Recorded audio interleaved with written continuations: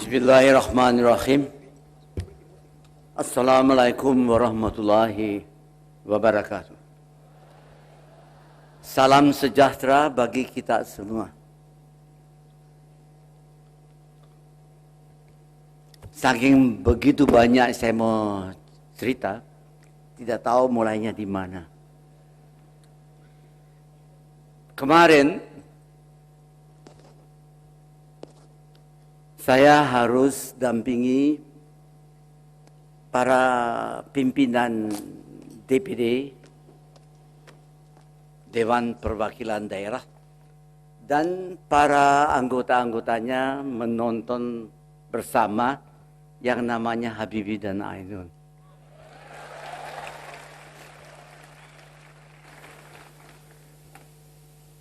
Baru selesai ada konferensi pers. Dan saya ditanya, Pak Habibie, ini 3 minggu udah 3 juta penontonnya. Tapi ada yang protes, Pak, kenapa Badan Pengkajian dan Penerapan Teknologi tidak disebut? Kenapa apa yang namanya Akademi Ilmu Pengetahuan Indonesia tidak disebut?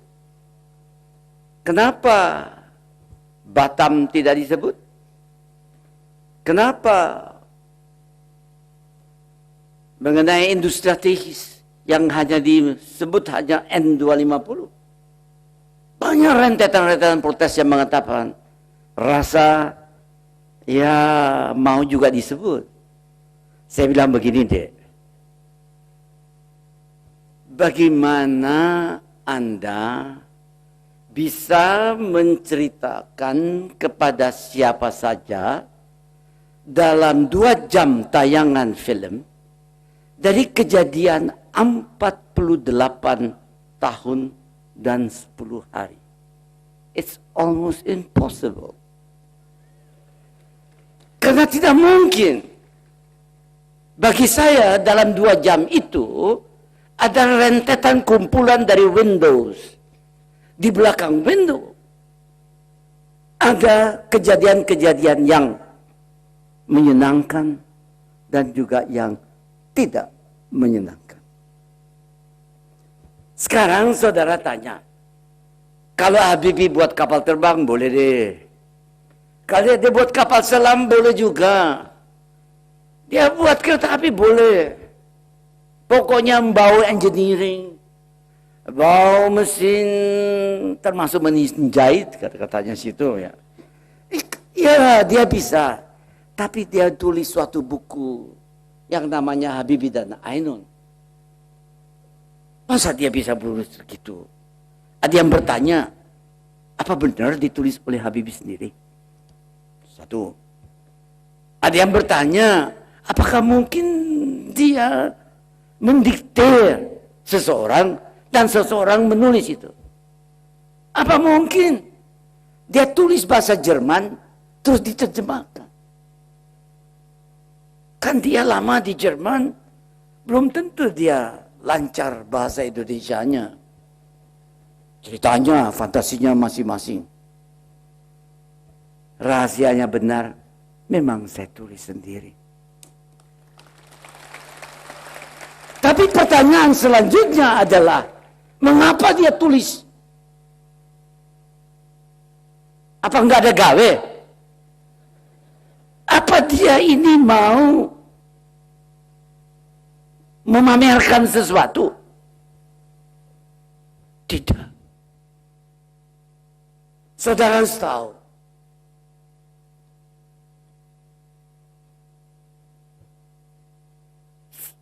Habibie dan Ainun, saya kenal Ibu Ainun saya usia 13 tahun. Ibu Ainun 12 tahun. Ibu yang melahirkan Ibu Ainun itu kawan dari ibu yang melahirkan Habibie.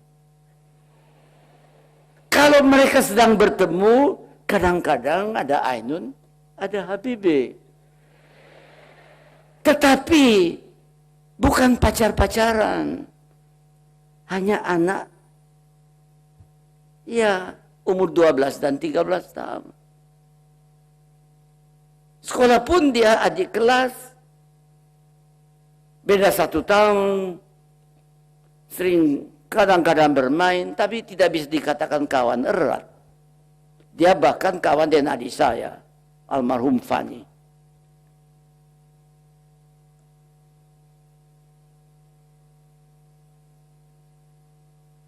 Apa yang terjadi?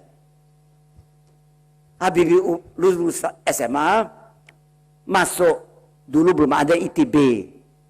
Namanya bukan Institut Teknologi Bandung, tapi Fakultas Teknik Universitas Indonesia. Saya tahun 54 tamat SMA, masuk ke situ, mau belajar fisika, karena tidak ada suruh belajar elektro. Saya belajar elektro baru 6 bulan, karena mau keluar negeri, tidak bisa fisika, hanya bisa keluar negeri, jikalau mengambil 2, membuat pesawat terbang atau kapal. Saya hanya tanya yang mana banyak fisikanya, yang mana banyak teknologinya, yang banyak mana ilmu pastinya, dan seterusnya.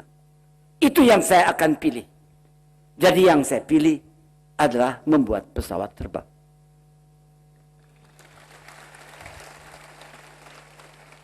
Saya ke Eropa,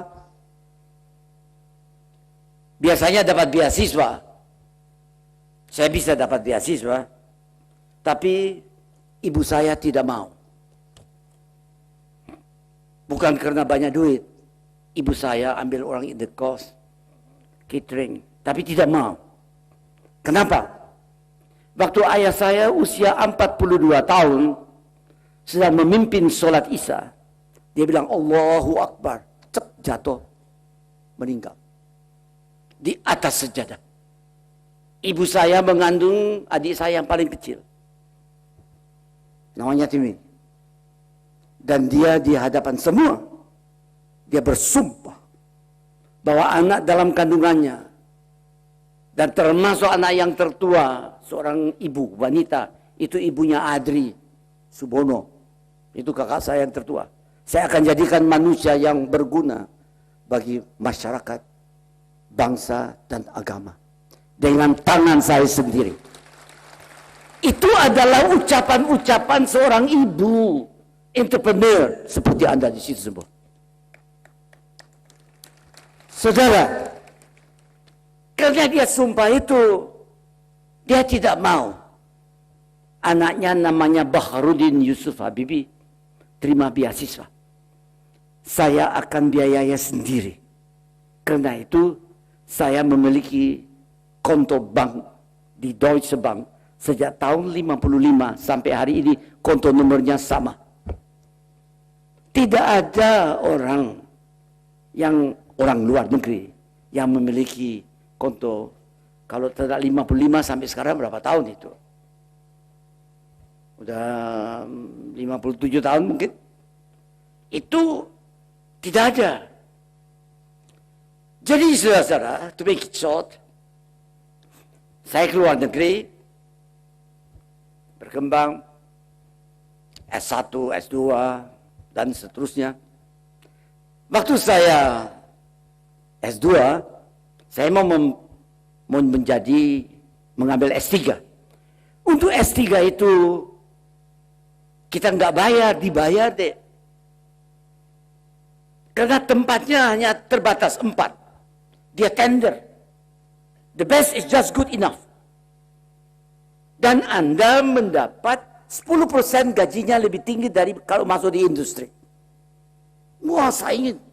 Saya beruntung. Saya termasuk salah satu yang dapat jabatan di situ. Tempat untuk boleh S3. Tapi sekaligus mengajar. Saya harus mengajar. Saya harus memberikan, ya ada tugas dan mengadakan riset.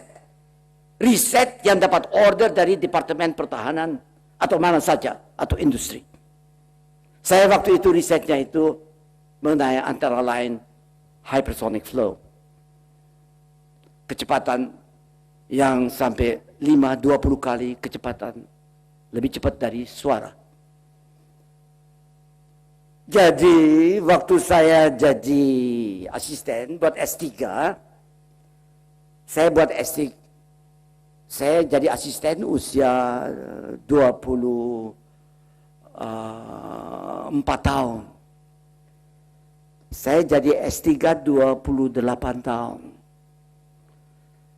Saya masuk di situ, jangan lupa Pak Habibie ini umur 77 tahun. Tapi kalau sering saya dikira, masa Bapak umur 77 tahun? Kiranya 65 tahun. Enggak, saya 77. Nah bayangkan, Pak Habibie umur 28 tahun, kiranya umur 18 tahun.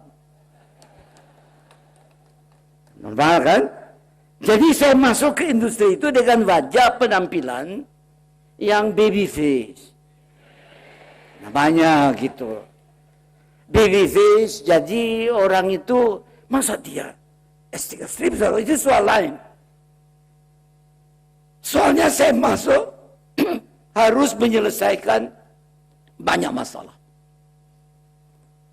Saya harus cerita ini supaya insya Allah Anda diilhami. Saya sangat terkesan tadi mendengar laporan dari direktur utama, perkenalan dengan karya-karya Anda, remarks yang dibuat oleh Pak Budiono, dan saya merasakan getaran jiwa saya sama dengan Anda. Bedanya saya ini bukan bapak Anda, tapi eyang Anda. Jadi pernah ditanya, Pak Habibie mau dipanggil apa? Profesor? Doktor? Presiden? Bapak? Apa Pak?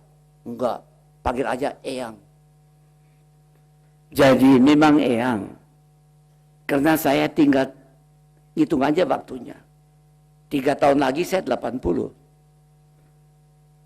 10 tahun lagi 87. Saya tidak tahu berapa, mungkin belum sampai 80 udah dipanggil. Saya tidak tahu. Tapi sebelum saya dipanggil, ada kewajiban saya untuk memberikan nilai-nilai sekurang-kurangnya awal dari pemikiran nilai-nilai yang penting menjadikan Anda ya seperti apa yang saya pernah alami, bahkan lebih baik daripada saya sendiri. Itu adalah cita-cita dari tiap orang tua. Kalau enggak demikian, tidak ada progres. Saya kembali. Jadi waktu saya sedang membuat S3, usia 24 tahun, saya itu tahun 60, saya mulai membuat S3, saya lahir tahun 36, jadi usia 24 tahun. Waktu itu terjadi, ya normal dong. Cewek punya cowok, cowok punya cewek. Normal dong. Bahwa kita di jalan lihat yang indah ya senyum. Kenapa enggak? Tapi tidak berarti kita melewati batas-batas yang ditentukan oleh moral dan sebagainya. Tidak. Tapi boleh saja kan melihat yang indah. Dan dari melihatnya itu, ya menjadi persahabatan. Jadi tiba-tiba, waktu saya sudah 2 tahun bekerja dan mempersiapkan lagi hebatnya mempersiapkan S3 itu, saya ditelepon oleh perusahaan. Saudara Habibie, ini ada tiket Anda segera harus pulang ke Indonesia. Oh ya benar aja dong. Karena sudah 7 tahun tidak pulang-pulang. Dulu kalau suruh pulang enggak punya duit. Kerja. Atau ujian. Sekarang dia bilang harus pulang. Rupanya ibu saya mendapat surat dari kawan-kawan. Yang namanya Rudy itu. Kalau begini terus, dia kecantul dengan orang yang akan meyakinkan dia menetap di Jerman dengan Londo Jerman. Jadi saya disuruh pulang. Akhirnya saya pulang. Waktu saya pulang itu,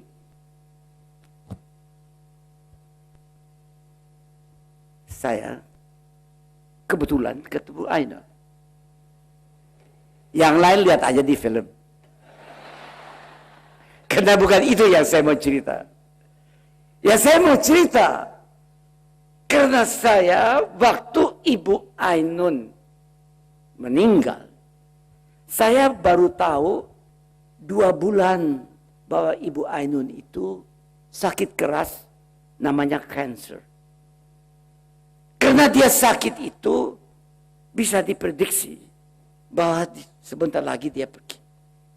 Saya tidak mau terima itu, tidak bisa. Karena saya tidak tahu sebelumnya, Ibu Ainun pun tidak tahu. Karena keadaan Ibu Ainun, orang di Eropa tahu. Kalau mau cari Habibie, Anda nggak tahu caranya, cari aja Ainun. Kalau ketemu Ainun, taruhan deh, 10 menit lagi Habibie muncul. Di lain pihak dia bilang, kalau mau cari Ainun, Anda nggak mau punya jaringan, cari aja Habibie. Kalau Anda temui Habibie, 10 menit lagi, Ainun tiba-tiba ada.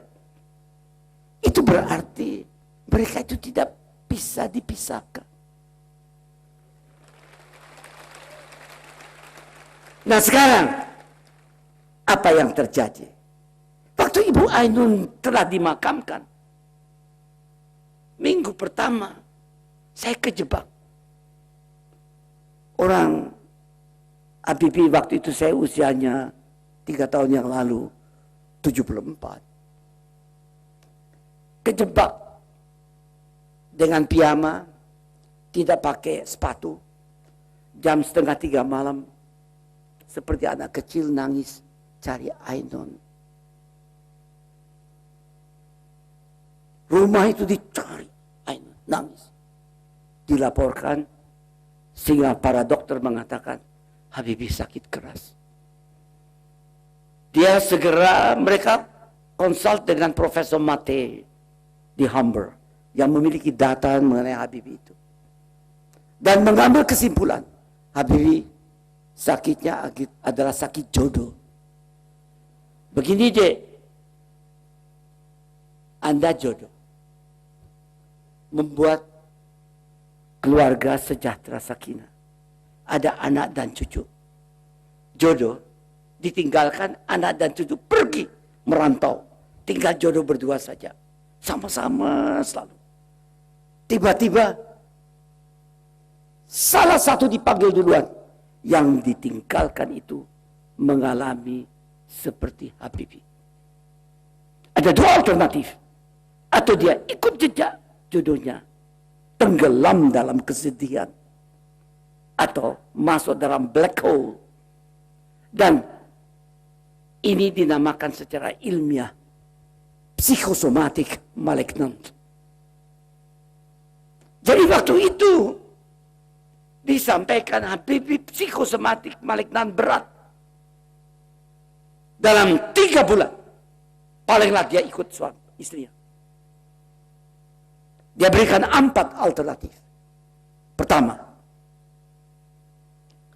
Habibie segera harus dirawat masuk rumah sakit psikiatri atau rumah sakit jiwa. 1. Kedua, Habibie tetap tinggal di rumah. Tim dokter dari rumah sakit jiwa di sini diperkuat datang dari Jerman akan merawat Habibie. Ketiga, Habibie curahkan segala perasaannya. Keempat, Habibie selesaikan sendiri. Saya ambil alternatif keempat. Karena kalau saya ambil alternatif masuk rumah sakit jiwa, saya nggak keluar-keluar. Kalau dia datang sini, sama saja di rumah. Kalau saya buka semua, serah kira sama siapa saja, itu bisa susah. Belum tentu istri saya menyetujui. Karena itu saya tulis. Nah sekarang Anda, saya rasa 100% tahu, karena sering pakai laptop. Kalau laptopnya hang, ngapain? Restart. Karena kalau Anda restart, apa terjadi? Semua software yang sekecil apapun dicek ulang. Nanti pada software tentu di mana terjadi kerusakan, akan terjadi pengecekan lebih lama. Saya paham deh. Waktu saya membuat S2, belum ada laptop, S3 belum ada laptop. Dan saya harus program sendiri, dengan bahasa sendiri, dengan waktu itu Algorithm Language, terus Fortran. Saya membuat itu programnya dalam kartu-kartu jam blok di punch card itu. Itu data-data dalam satu pita dengan penuh dengan lubang-lubang. Saya lalui itu. Belum ada software sekarang, enak banget. Harus buat sendiri. Jadi saudara tahu bahwa tiap dari Anda yang di sini tahu bahwa ada hang restart. Restart semua dicek ulang. Berarti di tempat saya ini ada hang. Hang dari apa? Sinergi dari dua hal. Dari perasaan dan akal. Dari emosi dan rasio. Dan sini harus dalam keadaan keseimbangan. Sekarang ini lari ke emosi. Dan itu mengakibatkan psikosomatik malignan. Sinergi positif berarti 1 tambah 1 bukan 2, 1 tambah 1 200, 2000, 20.000, 2 juta, itu sinergi positif. Sinergi negatif adalah 1 tambah 1 minus 20, minus 200, minus 300, minus 1000, minus ad infinitum. Ad infinitum means ad infinitum berarti Anda mati. Berarti saya sedang sinergi negatif dari rasio and emosi. Saya kembalikan itu kepada sinergi positif. Dan sinergi positif saya telah lalui waktu saya nikah dengan Ainun. Tidak punya apa-apa, hanya bawa 2 koper. Saya nikah tahun 62, tanggal 16 Mei. Perhatikan ya. Saya bawa di kantong saya dari Indonesia, Ibu Ainun dan saya hanya diberikan devisa belum bebas seperti sini deh. Hanya tiap orang $50. Koper, tapi saya punya pekerjaan, punya pemasukan di Eropa. Apa tuh? Saya mulai begitu, minus. Saya bisa bersinergi positif. Sehingga 10 tahun kemudian, bulan Juli, persisnya tanggal 21 Juli, tahun 72, saya sudah mampu membuat rumah sendiri.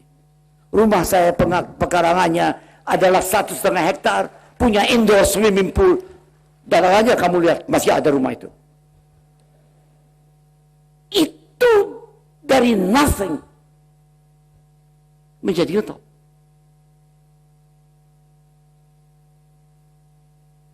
Sebagai apa? Ilmuwan, entrepreneur, seperti Anda ini semua. Tidak dikatrol.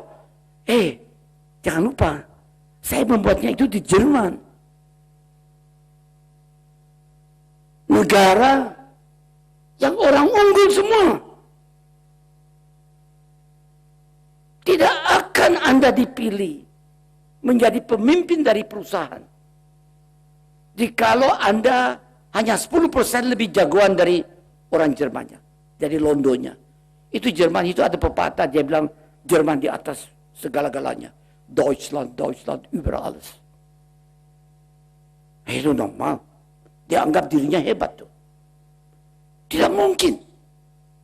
Baru dia akan tercengang kalau Anda bukan 10%, 20%, 2 kali, 3 kali lebih hebat dari dia.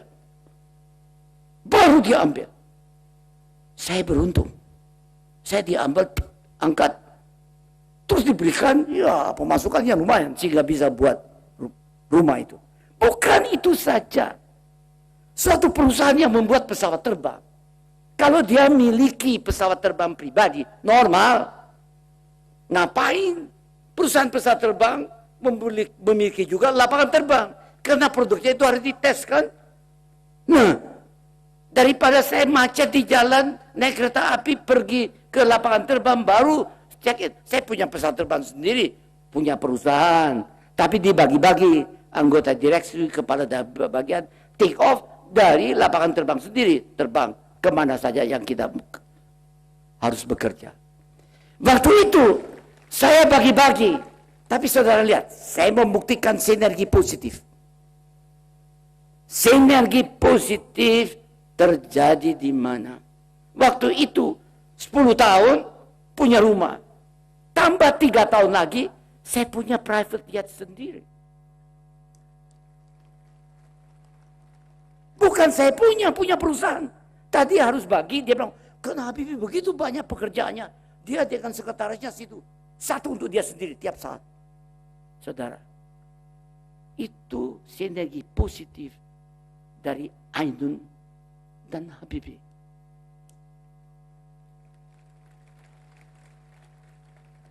Yang memberikan itu belakangnya adalah cinta. Sebelum saya buka ini, saya banyak PowerPoint mau perlihatkan sama Anda. PowerPoint ini tadi malam saya buat. Saya baru 2:30 malam baru tidur.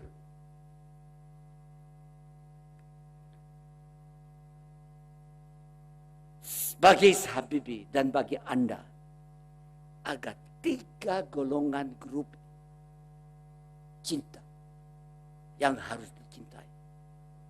Satu grup sesama manusianya. Sesama manusianya itu vertikal, mulai dari bapaknya, kakeknya, buyutnya, seterusnya, dan juga bukan konvergens itu, tapi divergens kawan-kawannya, semua yang atas itu. Kawan dari bapaknya dan sebagainya itu. Terus di sini juga ke bawah downstreamnya. Ialah sampai anaknya, cucunya, cicinya. Juga dari kawan. Bukan konvergens tapi divergens sedikit. Dan kari horizontal ada kepada sesama manusianya. Ya masyarakatnya, tetangganya, masyarakatnya, 1001 macam. Sampai seluruh umat manusia. Jadi itu satu grup. Cinta pada umat manusia. Tidak mengenai sara. Kedua, cinta pada karya umat manusia. Bank Mandiri membina itu. Cinta kepada sesama manusianya. Kena slogannya, hey, jangan Anda menjadi orang yang mencari lapangan kerja, tapi orang yang meng-create lapangan kerja. Itu ada suatu ucapan atau statement yang secara implisit menggarisbawahi. Perhatikanlah yang lain, masyarakat tentunya yang paling dekat di sini. Tapi tidak ada salahnya nanti tiba-tiba jadi besar, jaringannya internasional, regional, it's okay. Tapi dulu di depan hidungnya. Itu slogan tadi saya dengar. Waktu saya baca kemarin, waktu saya tidak tahu, saya tanya sama anak adik saya yang kebetulan salah satu karyawan dari Bank Mandiri, Diwang namanya. Saya bilang, ya Om ini harus ngomong apa? Om, kasih ngomong apa aja deh, teknologi, wisdom. Gimana? Pakai PowerPoint. Nanti kalau tambah PowerPoint saya ngomongnya nggak selesai. Terus akhirnya saya bilang, ini Om, dia kasih. Antara lain masukan untuk Omnya, pidato dari Direktur Utama tahun yang lalu. Dan saya baca, oh bagus sekali ini. Baru waktu saya baca itu, waktu saya baru kembali dari nonton bersama dengan DPD Habibie dan Ainun, saya baru bilang, wah tidak mungkin saya cerita tanpa PowerPoint. Baru saya buat PowerPoint-nya. PowerPoint-nya selesai jam 2:30 malam. Baru saya tidur.